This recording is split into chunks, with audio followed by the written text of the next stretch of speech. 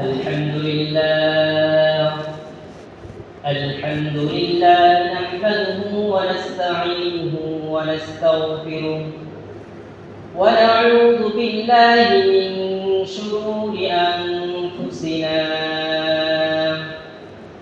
ومن سيئات أعمالنا من يهده الله فلا مضل له ومن يضلله فلا هادي له ونشهد أن لا إله إلا الله وحده لا شريك له ونشهد أن سيدنا ومولانا محمدا عبده ورسوله أما بعد فأعوذ بالله من الشيطان الرجيم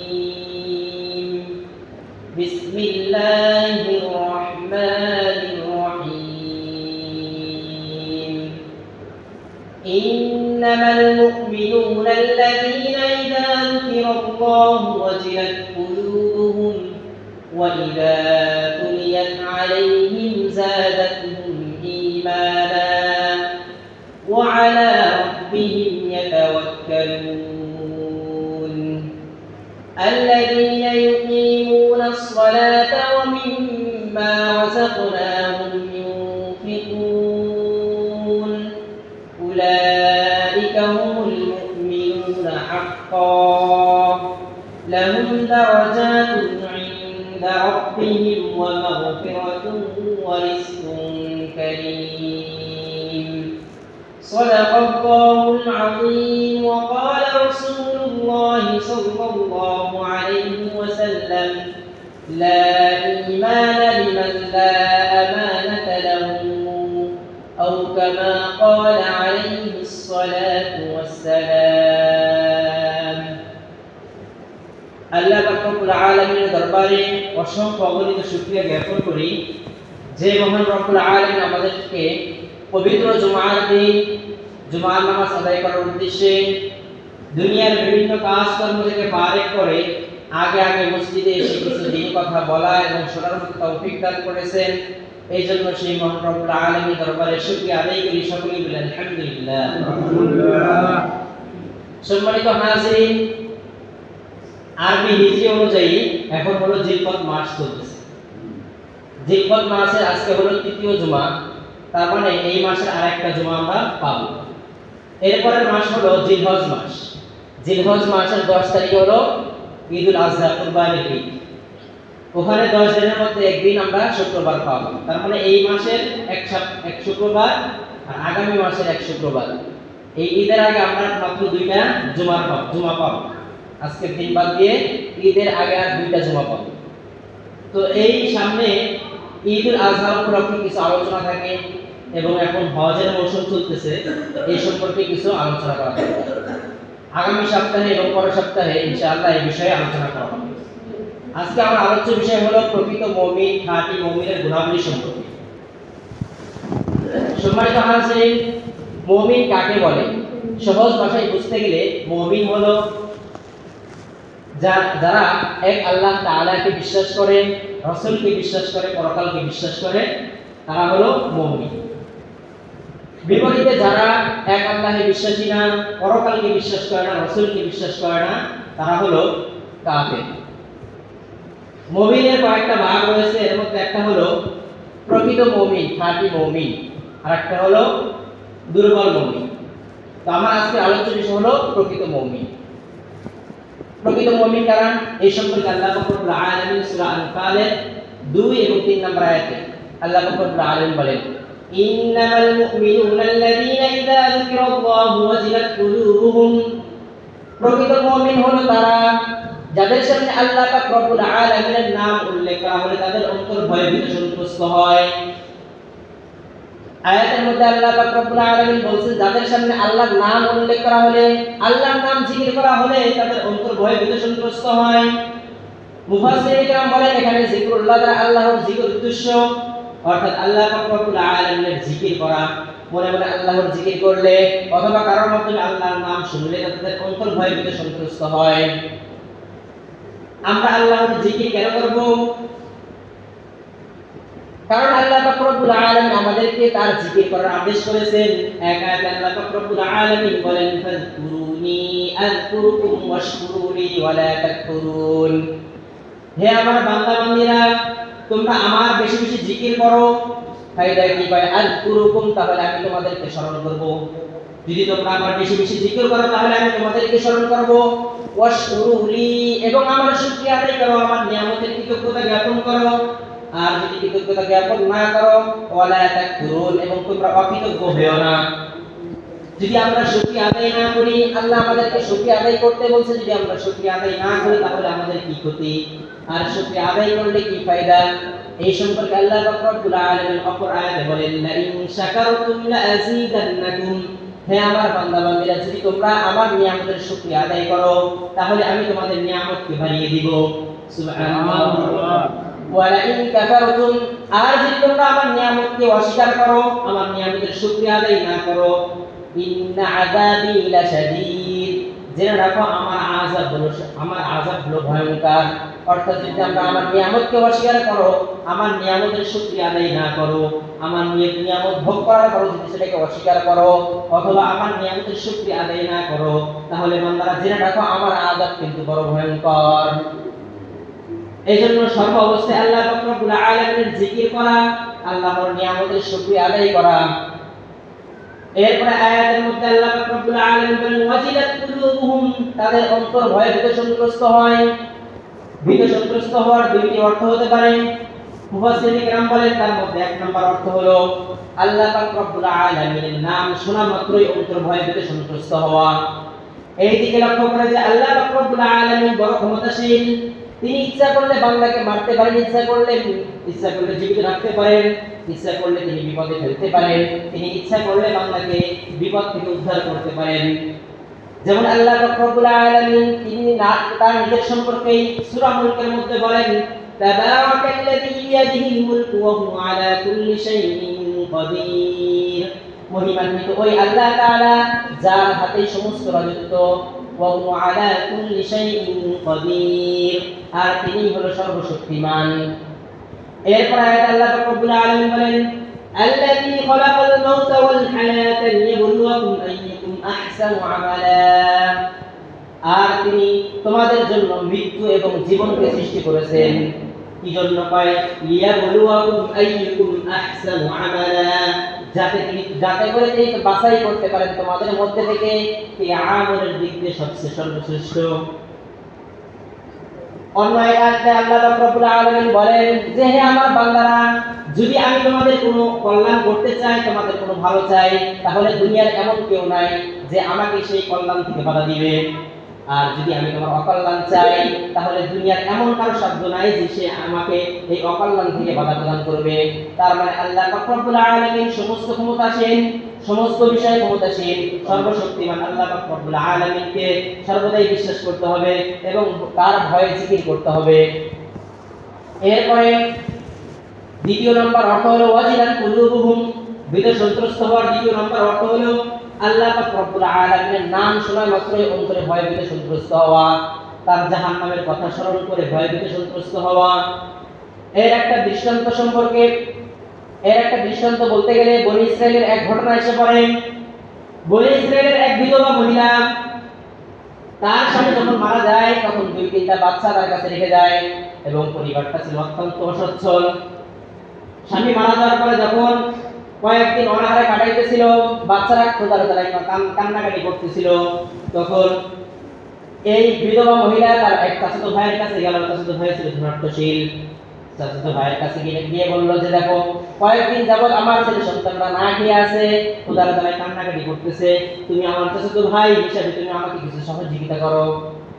এই কথা বলার পরে চাচাতো ভাই যদিও মুমিন ছিল, কিন্তু শয়তান তাকে প্ররোচনা দিল যে এখন তোমার সুযোগ হয়েছে, তুমি এখন তাকে কুপ্রস্তাব দাও। তখন সে তাকে কুপ্রস্তাব দিল, যদি তুমি আমার সাথে অবৈধ কাজে লিপ্ত হও তাহলে আমি তোমাকে সহযোগিতা করব।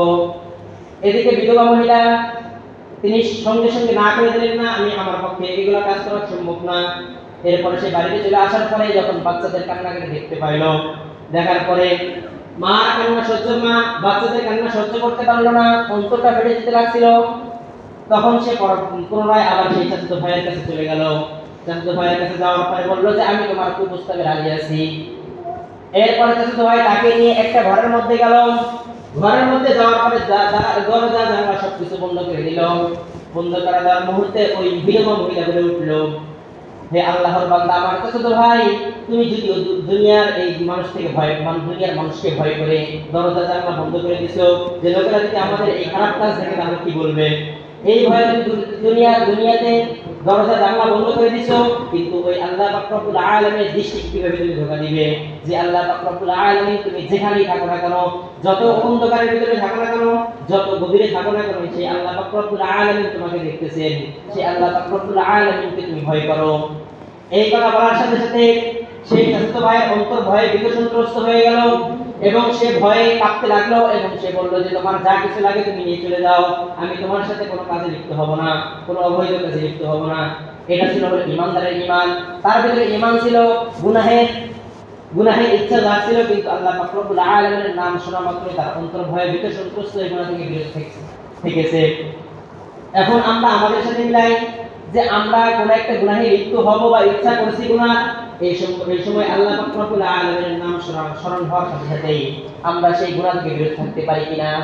যদি আমরা আমাদের অন্তরে আল্লাহর নাম শোনা মাত্রই বা আল্লাহর নাম স্মরণ হওয়ার সাথে সাথে সেই গুনাহ থেকে বিরত হতে পারি, তাহলে বুঝতে হবে আমার ঈমানটা পরিপূর্ণ ঈমান, খাঁটি ঈমান। আর যদি আমি গুনাহে লিপ্ত হয়ে যাই, তাহলে বুঝতে হবে আমার ঈমানটা খাঁটি ঈমান না। তাহলে আয়াতের মধ্যে আল্লাহ পাক রব্বুল আলামিন এক নম্বর গুণে বর্ণনা করেছেন, ইন্নামাল মুমিনুনা আল্লাযীনা ইযা যিকরাল্লাহু ওয়াজিলাত কুলুবুহুম। প্রকৃত মুমিন হলো তারা যাদের সামনে আল্লাহ পাক রব্বুল আলামিনের নাম উল্লেখ করা হয় তাদের অন্তর ভয় বিকশনগ্রস্ত হয়।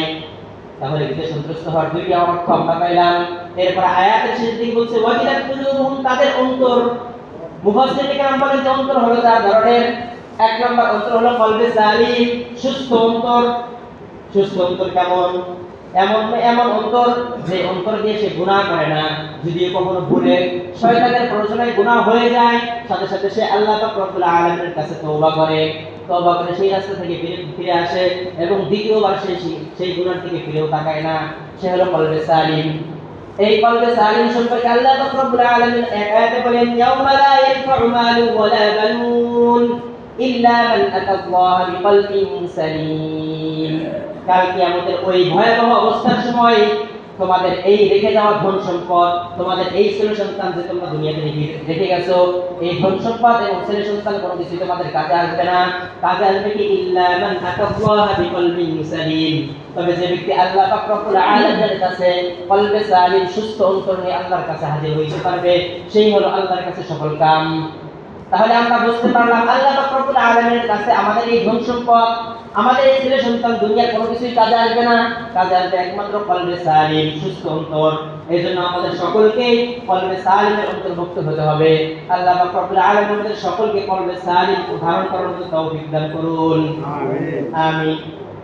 এরপরে দ্বিতীয় নম্বর অন্তর হলো কলবে মারিস।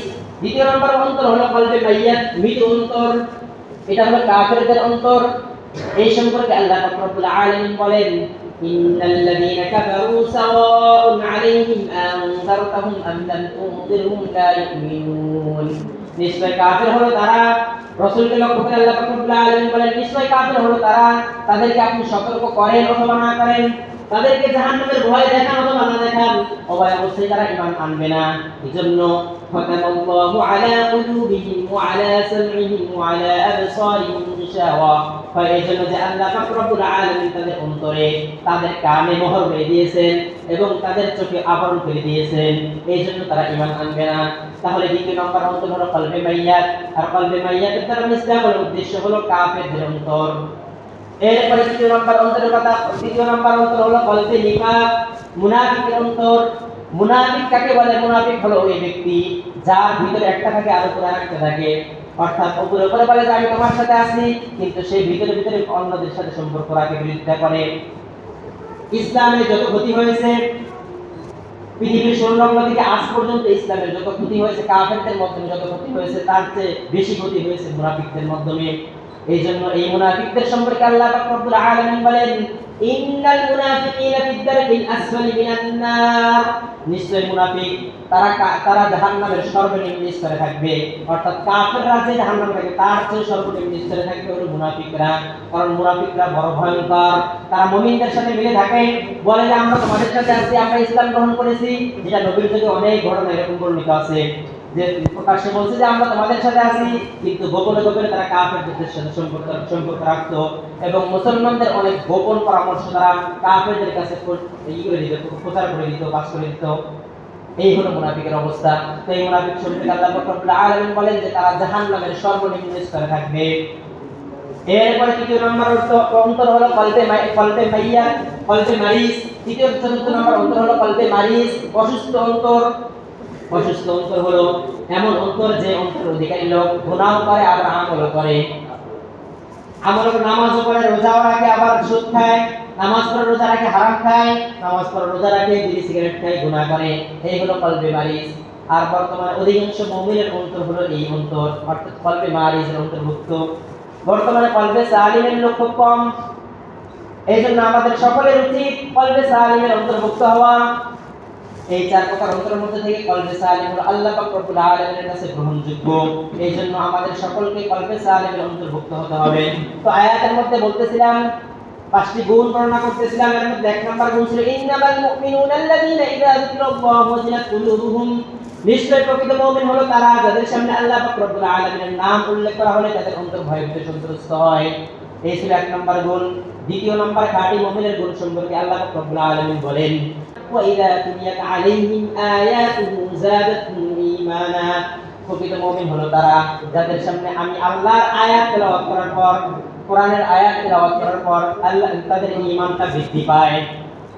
তাহলে দ্বিতীয় নাম্বার গুণ পাইলাম, যাদের সামনে আল্লাহ পাক রব্বুল আলামিনের আয়াত বা কোরআনের আয়াত তেলাওয়াত করলে যাদের ঈমানটা বৃদ্ধি পায়, আয়াতটা শুনতে ভালো লাগে, দ্বীনের কথা ভালো লাগে, কোরআন হাদিসের কথা ভালো লাগে, তারাই হলো প্রকৃত মুমিন।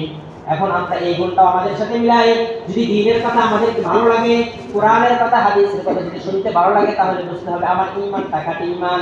আর যদি দ্বীনের কথা ভালো না লাগে, কোরআনের কথা হাদিসের কথা ভালো না লাগে, তাহলে বুঝতে হবে আমার ঈমানটা হলো দুর্বল ঈমান। এই আল্লাহ পাক রব্বুল আলামিনের কোরআন কেমন?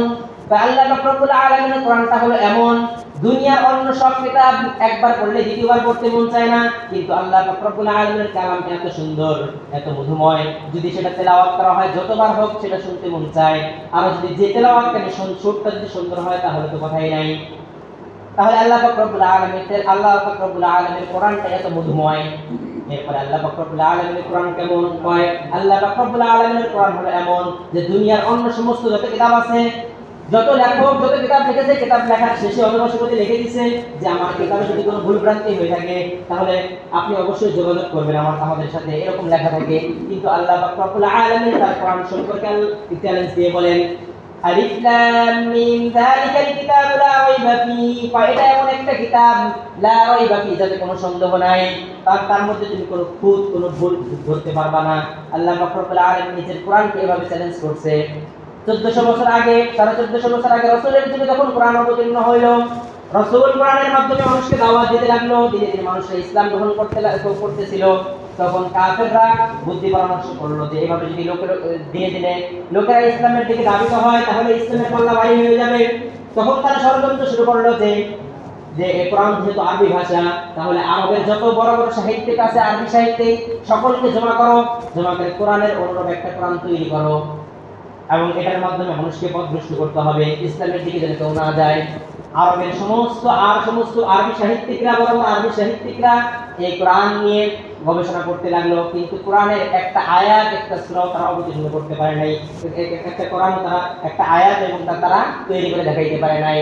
এই জন্য আল্লাহ পাক রব্বুল আলামিন বলেন ফাতু বিসূরাতিন মিন মিসলি, যদি তোমাদের সামর্থ্য থাকে তাহলে কোরআনের অনুরূপ কোন একটা সূরা তৈরি করে দেখাও। তখন পর্যন্ত আরবের বড় বড় সাহিত্যিকরা কোরআনের একটা আয়াত সূরা তারা তৈরি করতে পারে নাই কোরআনের অনুরূপ।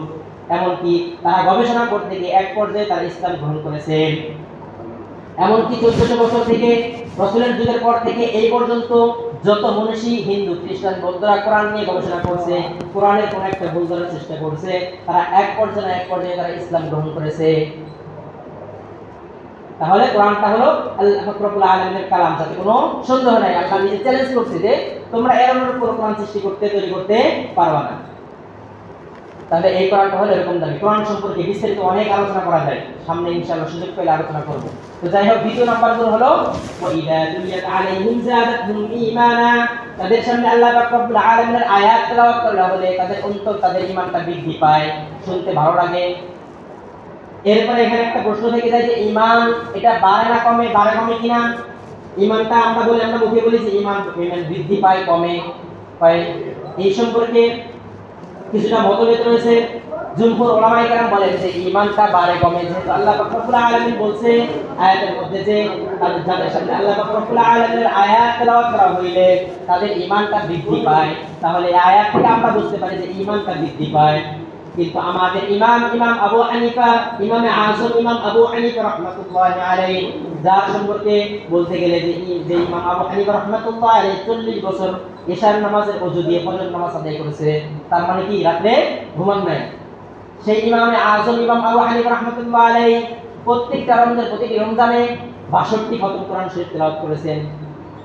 62 খতম কোরআন শরীফ তেলাওয়াত করেছেন, অর্থাৎ খতম তারাবিতে 2 খতম, আর হলো প্রতিদিন 2 খতম করে আপনি করছে, ব্যবসা করছে, পাশাপাশি করছে। এই হলো ইমাম আযম ইমাম আবু হানিফা।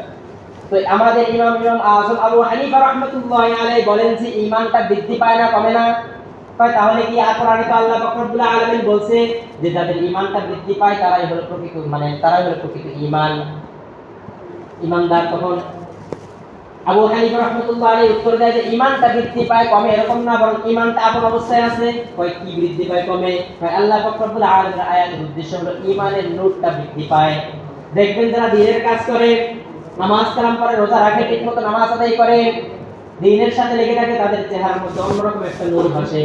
আর যারা কোনোদিন নামাজের দিকে নামাজের ধার ধারে না, নামাজ থেকে দূরে থাকে, রোজা থেকে দূরে থাকে, তাদের চেহারাটা অন্যরকম দেখা যায়।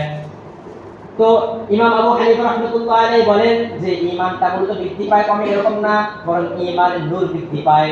সুতরাং যদি কোনো ব্যক্তি গুনাহ করে তাহলে তার ঈমানের নূরটা কমে যায়, আর যদি কোনো ব্যক্তি আমল করে, তাওবা করে, তাহলে তার ঈমানের নূরটা বৃদ্ধি পায়।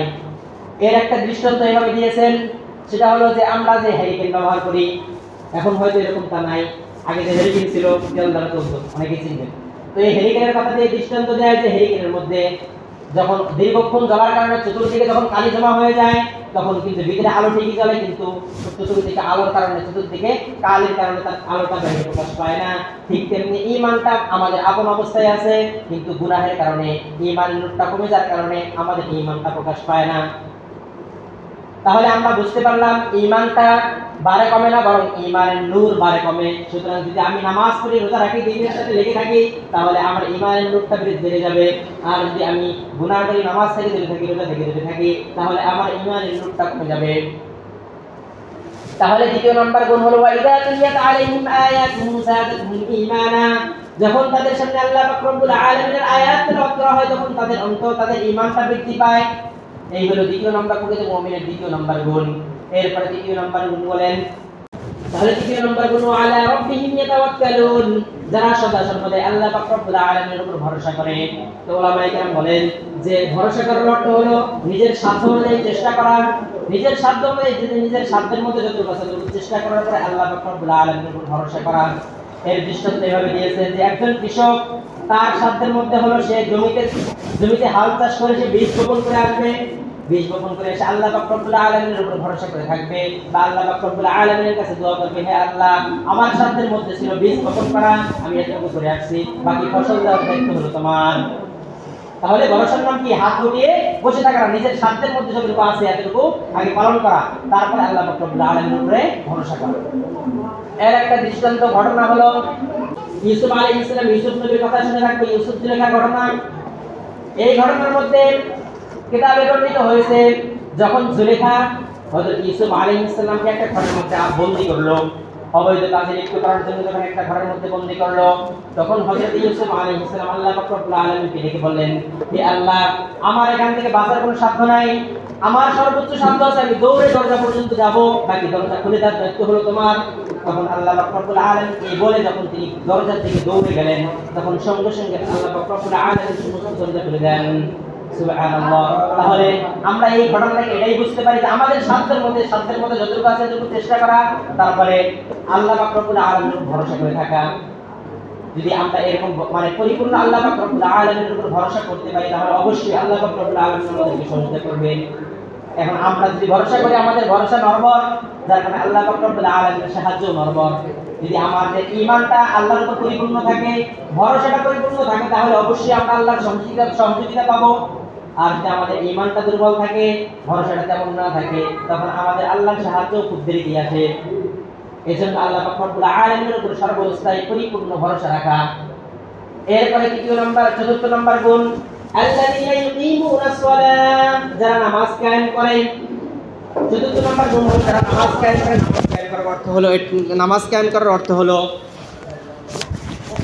নামাজ কায়েম করার অর্থ হলো শুধু নিজে নামাজ আদায় করা না, বরং নিজের আত্মীয় স্বজন, নিজের অধীনে যারা আছে, নিজের ছেলে সন্তান, নিজের ভাই ভাতিজা যারা আছে, তাদেরকে নামাজের আদেশ করা, মুসল্লিদেরকে নামাজের আদেশ করা, প্রতিবেশীকে নামাজের আদেশ করা, এটা হলো নামাজ কায়েম করা। এজন্য আমাদের শুধু দায়িত্ব এতটুকুই না যে আমি শুধু নিজে নামাজ আদায় করব, নিজে নামাজ আদায় করলেই দায়িত্ব শেষ না। এখানে আরো অনেক বিস্তারিত সামনে আলোচনা করবো ইনশাআল্লাহ। তাহলে চতুর্থ নম্বর গুণ পাইলাম হলো আল্লাযীনা ইউকিমুনাস সালাহ। প্রকৃত মুমিনের চতুর্থ নম্বর গুণ হলো যারা নামাজ কায়েম করে, অর্থাৎ নিজেরা তো পড়ে এবং নিজের ছেলে সন্তান, নিজেদের অধীনে যারা আছে তাদেরকে নামাজের আদেশ করে। এরপরে পঞ্চম নম্বর গুণ, ওয়া মিম্মা রাযাকনাহুম ইউনফিকুন, যারা আল্লাহ পাক রব্বুল আলামিনের দেওয়া সম্পদ থেকে আল্লাহর রাস্তায় খরচ করে, তারা হলো প্রকৃত ঈমান, তাহলে প্রকৃত ঈমানদার। এরপর আল্লাহ পাক রব্বুল আলামিন পরের আয়াতে বলেন, উলাইকা হুমুল মুমিনুনা হাক্কান, এই সমস্ত লোকেরাই, অর্থাৎ যারা এই পাঁচটি গুণ ধারণ করতে পারবে, তারাই হলো প্রকৃত ঈমানদার, প্রকৃত মুমিন। তাহলে সংক্ষিপ্তভাবে পাঁচটি গুণ বলি। এক নম্বর হলো যখন তাদের সামনে আল্লাহ পাক রব্বুল আলামিনের নাম উল্লেখ করলেন, তাদের অন্তরটা ভয়ে সন্ত্রস্ত হয়, গুনাহের কাছ থেকে বিরত থাকতে পারে, এটা হলো প্রকৃত মুমিনের এক নম্বর গুণ। দ্বিতীয় নম্বর গুণ হলো যাদের সামনে আল্লাহ পাক রব্বুল আলামিনের আয়াত তেলাওয়াত করলে তাদের ঈমানটা বৃদ্ধি পায়, শুনতে ভালো লাগে, দ্বীনের কথা ভালো লাগে। তৃতীয় নম্বর গুণ হলো যাদের সামনে যারা সদা সর্বদাই আল্লাহ পাক রব্বুল আলামিনের উপর ভরসা করে। আর চতুর্থ নম্বর গুণ হলো যারা নিজেরা নামাজ আদায় করে এবং অপরকে নামাজের আদেশ করে। আর পঞ্চম নম্বর গুণ হলো যারা আল্লাহ পাক রব্বুল আলামিনের দেওয়া সম্পদ থেকে আল্লাহর রাস্তায় খরচ করে। তো এদের যারা এই পাঁচটি গুণে গুণান্বিত, তাদের সম্পর্কে আল্লাহ পাক রব্বুল আলামিন বলেন তারাই হলো প্রকৃত মুমিন।